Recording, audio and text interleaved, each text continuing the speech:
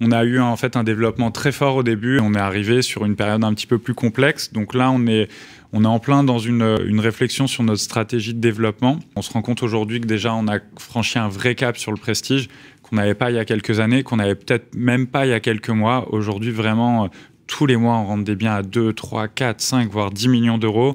Et surtout, on arrive à les vendre. Et sur le bilan, on est très content parce qu'il y a un axe de réflexion aujourd'hui qui est excitant sur le futur.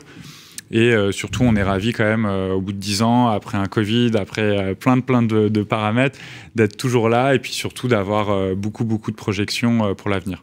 Ça, c'est bien à sublimer les biens à travers une communication qui est très soignée. Est-ce qu'aujourd'hui, ça a aussi provoqué l'impact sur de futurs vendeurs qui se retrouvaient là-dedans finalement? À 100%. On a la chance déjà d'avoir une équipe à la com qui est géniale, notamment notre directrice de communication, avec qui on prend beaucoup de plaisir à travailler parce que c'est une perfectionniste et que ce soit Laetitia ou moi-même, on aime bien quand les choses, quand tout roule, etc. En fait, on s'est rendu compte sur Insta qu'il y avait déjà l'image qu'on pouvait travailler. On ne pensait pas que l'impact serait aussi important sur les retours, à savoir qu'on aurait autant d'acheteurs qui nous solliciteraient pour visiter des biens sur lesquels on communique, des vendeurs qui vont nous demander de s'occuper de leurs biens pour qu'on puisse faire une vidéo. Ils aiment le format, avec un retour sur investissement qui est colossal, qui est peut-être presque plus important de temps en temps que portail traditionnel type Se Loger ou autre. Aujourd'hui, quand vous avez la chance de vendre par exemple un bien sur Paris à plusieurs millions d'euros, il n'est pas rare que ce même client doit proposer également un autre bien, peut-être dans un autre pays ou dans une autre région de France.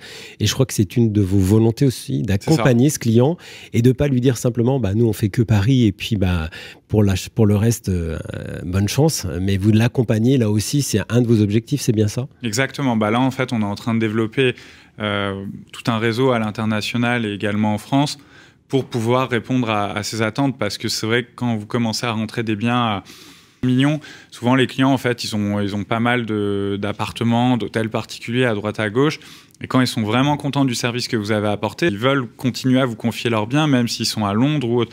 Et en fait on se rend compte que c'est complètement gérable avec un réseau de partenaires, avec un investissement financier aussi de notre part sur un développement sur notre site web, mais également grâce aux réseaux sociaux.